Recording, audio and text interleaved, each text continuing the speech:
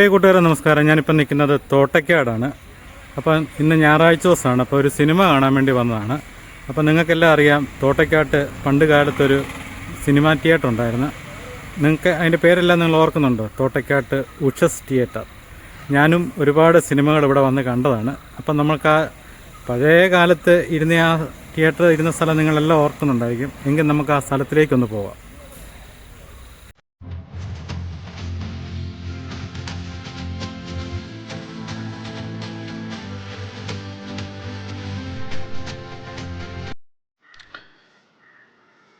ഇത് തോട്ടയ്ക്കാട് ഉഷസ് തിയേറ്റർ ഇരുന്ന സ്ഥലമാണ്. നമ്മുടെയൊക്കെ നാടുകളിൽ വർഷങ്ങൾക്ക് മുമ്പ് ഒരുപാട് സിനിമ തിയേറ്ററുകളുണ്ടായിരുന്നു. എല്ലാം നിന്നുപോയി. അങ്ങനെ അതിപ്രസിദ്ധമായ തന്നെ ഒരു സിനിമാ തിയേറ്ററായിരുന്നു തോട്ടയ്ക്കാട് ഉഷസ്. ഇതിൻ്റെ ഈ പ്രൊജക്ടർ റൂം മാത്രമേ ഇപ്പം നിലവിലുള്ളൂ. ബാക്കി മുഴുവൻ പൊളിച്ചു മാറ്റപ്പെട്ടതാണ്. നമ്മുടെ അടുത്ത കാലത്താണ് നമ്മുടെ പുതുപ്പള്ളി രാധാ തിയേറ്ററും ഇതുപോലെ തന്നെ പൊളിച്ചു മാറ്റപ്പെട്ടു. അവിടെയും ഇപ്പം പ്രൊജക്ടർ റൂം മാത്രമേ നിലനിൽക്കുന്നുള്ളൂ. ബാക്കി മുഴുവൻ ഇതുപോലെ തന്നെ പൊളിച്ചെടുത്തിരിക്കുകയാണ്. ഒരു കാലത്ത് നമ്മുടെ എല്ലാം സിനിമാ മോഹങ്ങൾക്ക് ശരിക്കും സാക്ഷ്യം വഹിച്ചത് ഈ സിനിമാശാലകളാണ്.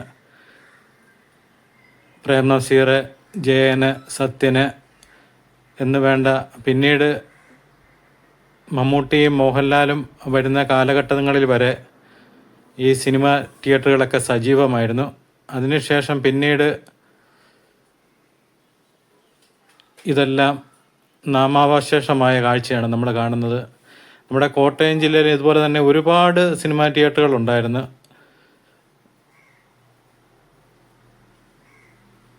ബി ക്ലാസ്, സി ക്ലാസ് എന്നീ തിയേറ്ററുകളെല്ലാം മുഴുവൻ നിന്നുപോയി. ഞാൻ എൻ്റെ ഹൈസ്കൂൾ വിദ്യാഭ്യാസം ഇവിടെ തോട്ടയ്ക്കാട് സെൻറ്റ് തോമസിലായിരുന്നു. ആ സമയത്തൊക്കെ ഇവിടെയൊക്കെ നല്ല സജീവമാണ്. കാരണം ഇവിടെയൊക്കെ നമുക്ക് ഓരോ സിനിമ വരുന്നതിൻ്റെയൊക്കെ പോസ്റ്റർ ആദ്യം നോക്കുന്ന സ്കൂളിലോട്ട് വരുമ്പോഴാണ് സിനിമ മാറിയോ എന്നാണ് നോക്കുന്നത്. എന്നൊക്കെ ഫസ്റ്റ് ഷോയും സെക്കൻഡ് ഷോയും ഒക്കെ കാണാൻ വേണ്ടിയൊക്കെ ആണെങ്കിലും നമ്മൾ ഇവിടെ വരികയും, അതുപോലെ ശനി ഞായർ ദിവസങ്ങളിലാണ് നമ്മൾ മാറ്റണികൾ കാണാൻ വേണ്ടി വരുന്നത്.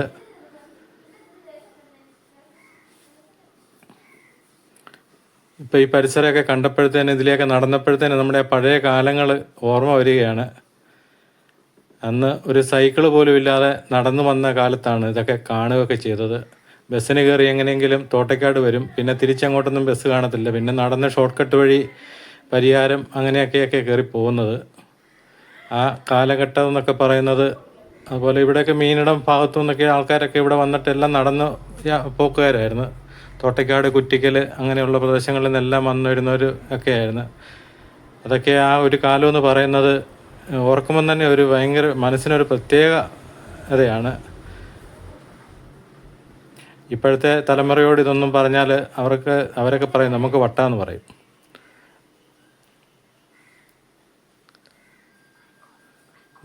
എനിക്ക് തോന്നുന്നു ഞാൻ ആദ്യം ഇവിടെ കണ്ടത് മൈ ഡിയർ കുട്ടിച്ചാത്തൻ സിനിമയാണെന്ന് തോന്നുന്നു ആദ്യം കണ്ടത്. അപ്പോൾ ഇതിവിടെ വീഡിയോ എടുത്തിട്ട് ഇറങ്ങി വന്നപ്പോഴത്തേനാണ് എൻ്റെ ഓപ്പോസിറ്റ് ഒരു സ്ഥാപനം കണ്ടോ, നിങ്ങൾക്ക് കാണാം, തോട്ടയ്ക്കാട് പബ്ലിക് ലൈബ്രറിയാണ്. ഇത് നശിച്ച് കിടക്കുകയാണ്. ഞാനിവിടെ സെൻറ്റ് തോമസിൽ പഠിച്ച സമയത്തൊക്കെ ഇടവേള സമയം, സ്കൂളിലൊക്കെ ഇൻ്റർവെൽ സമയങ്ങളിലൊക്കെ ഇവിടെ വരികയും പുസ്തകങ്ങൾ എടുത്ത് നോക്കുകയൊക്കെ ചെയ്തു. നല്ല സജീവമായ ഒരു പബ്ലിക് ലൈബ്രറി ആയിരുന്നു.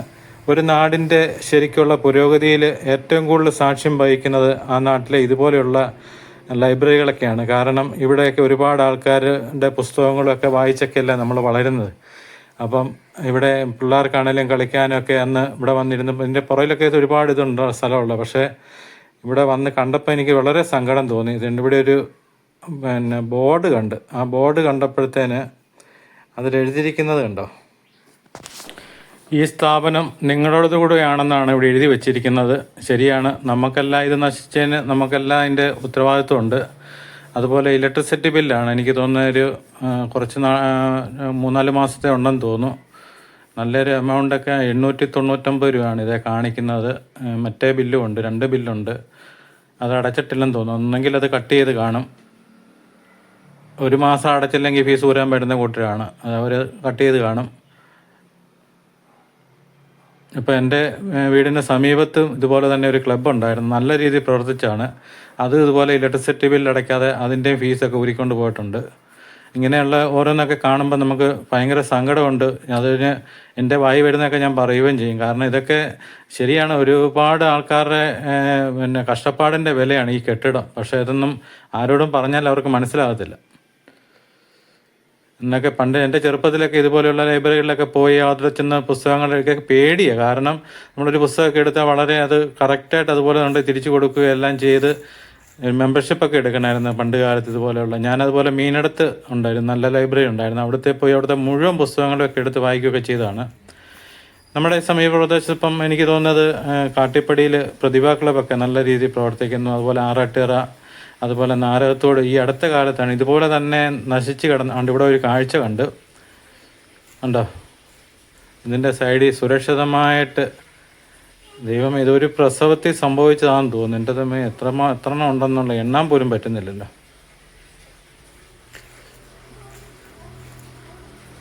നല്ല ഇനം പട്ടിക്കുഞ്ഞുങ്ങളാണ് കേട്ടോ. അപ്പോൾ എനിക്കൊരു ചെറിയൊരു പേടി. കാരണം നിങ്ങൾക്കറിയാം, ഇതിൻ്റെ തള്ള ഈ പരിസരത്ത് എവിടെയെങ്കിലും ഉണ്ടെങ്കിൽ എന്നെ വെച്ചേക്കത്തില്ല.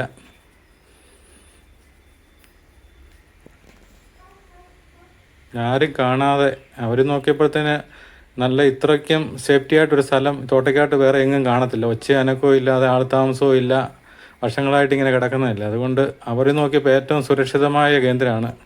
കാരണം അവരുടെ എങ്കിലും കാര്യം നടക്കട്ടെ, പൊതുജനങ്ങൾക്കോ പ്രയോജനമില്ല.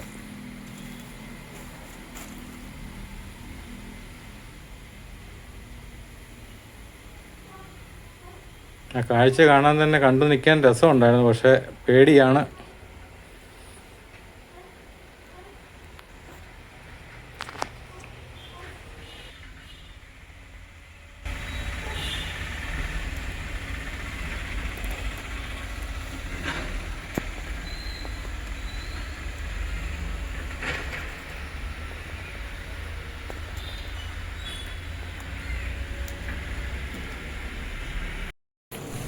ചെറിയൊരു പേടിയുണ്ട്. ഇതിൻ്റെ തള്ളയെങ്ങാനും വന്നെങ്കിൽ എന്നെ കടിച്ച് ശരിയാക്കും. കാരണം അവർ അതുപോലെ സുരക്ഷിതമായ ഒരു സ്ഥലത്ത് ആക്കിയിട്ട് പോയിരിക്കുന്നതാണ്. അപ്പോൾ എത്രയും പെട്ടെന്ന് ഇവിടെ നിന്ന് പോകാം. ഇപ്പോൾ നമ്മൾ പറഞ്ഞു വന്നത് നാരകത്തോട്ട് ഇതുപോലെ തന്നെ ഒരു ഗ്രന്ഥശാല ലൈബ്രറി അവിടെ കിടന്ന് നശിച്ചു പോയിട്ട് അവസാനം ഈ അടുത്ത കാലത്ത് നാട്ടുകാരെല്ലാം കൂടി അത് നല്ല മനോഹരമാക്കി. ഉണ്ടോ, ക്യാരംസ് ബോർഡൊക്കെ ഇരിക്കുന്ന. പണ്ടൊക്കെ ഇതൊക്കെ കിട്ടാൻ കൊതിച്ച കാലമുണ്ടായിരുന്നു. അതൊന്നും പറഞ്ഞിട്ട് കാര്യമില്ല. ഒരു നല്ല ബിൽഡിംഗ് ആയിരുന്നു. ഒരുപാട് ആൾക്കാർ, ഈ പ്രദേശത്തുള്ള ഒരുപാട് ആൾക്കാർ വന്നിരിക്കുകയും നാട്ടിലെ പല പല കാര്യങ്ങളൊക്കെ അറിയാൻ പറ്റുന്ന ഒരു സ്ഥലങ്ങളായിരുന്നു. എല്ലാം പോയി. ഇനി ഈ കാലങ്ങളൊന്നും ഒരിക്കലും തിരിച്ചു വരുമെന്ന് തോന്നില്ല.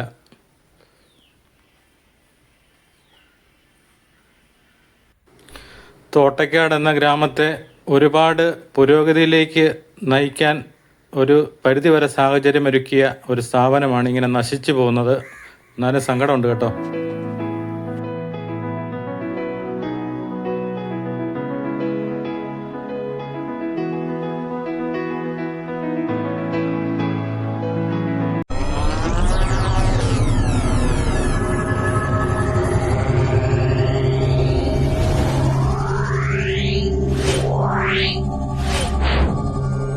Yeah.